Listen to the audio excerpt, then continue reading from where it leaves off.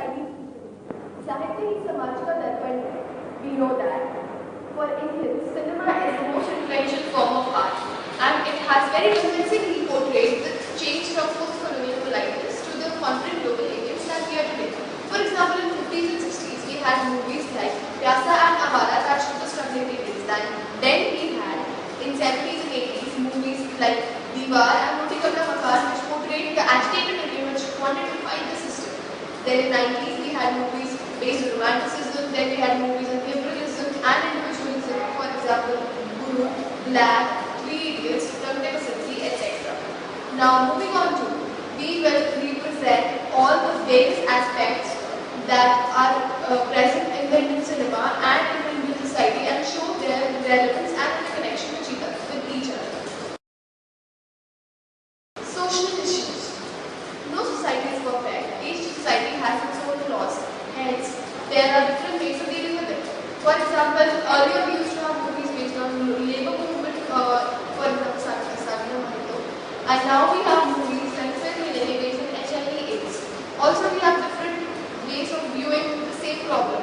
For example, Achutha, there was a movie based on interpersonal relationships that are affected by casteism, and now we have movies like Arash. We also have different takes on crimes that are prevailing in India.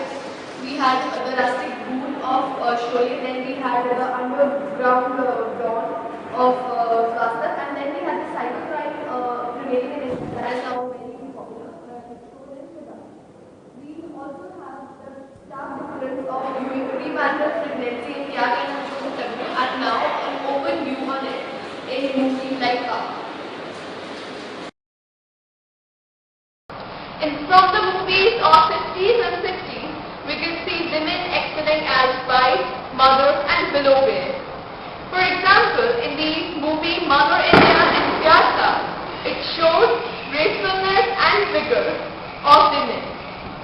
In the movie of 70s, 80s and 90s, it portrayed women as showpiece or glamour.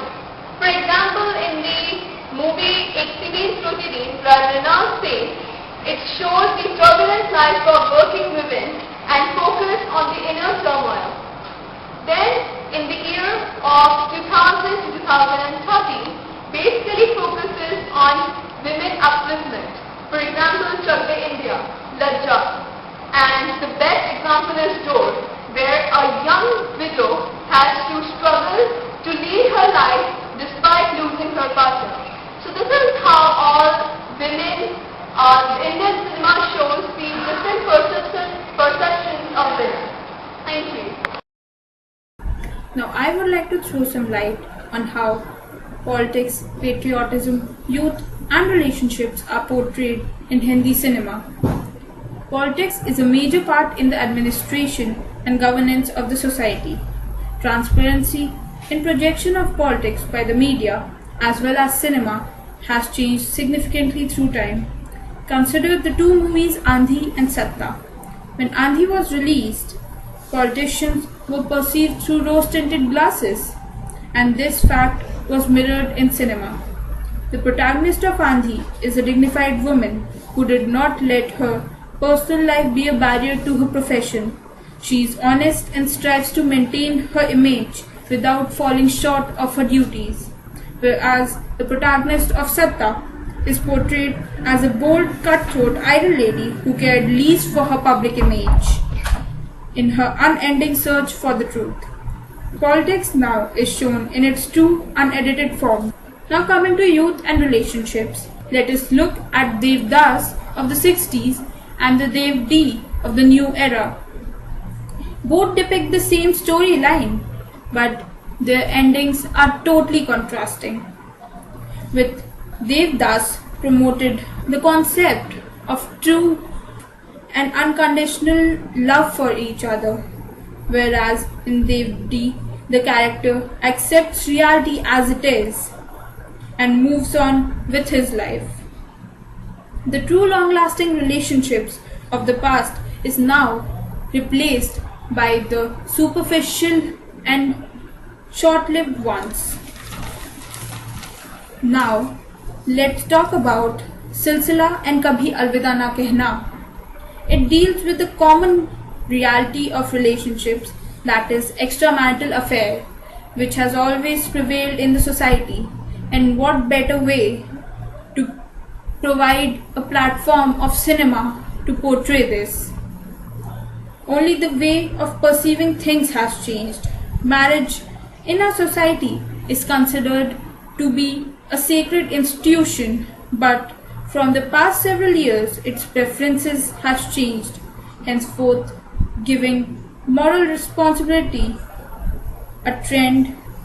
This is seen in the movie Silsila, where the pair, despite loving each other, respects their marital ties and stands by their moral responsibilities, whereas in Kabhi Alvida Na Kehna presents two people who were terribly unhappy in their respective relationships, and thus they decide to break all bonds of any sorts with their spouses and continue their relations.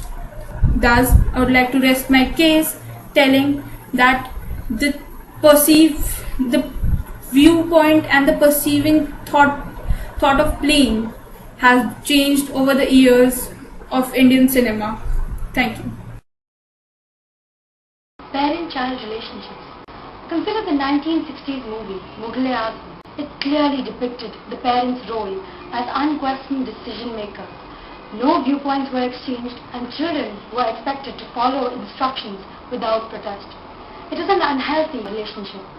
Whereas now, parents and children share a peer-like friendly bond. In the 2010 film Do Duni Char, when the son who fell into bad company opened up to his father instead of only scolding him, helped him out of the situation and taught him a lesson for life. Another example of deteriorating parent-child relationships can be seen on comparing the 1970s film Mausam with the recent film Lage Chunri Mein Daag. While the former shows how dire situations can force children to take wrong decisions in which their parents rescued them, the latter showed how desperation could even cause parents to force their children down such a wrong path. Ernst Fischer once said, "In a decaying society, art, if it is truthful, must also reflect decay. And unless it wants to break free from its social function, art must show the world is as changeable and help to change it."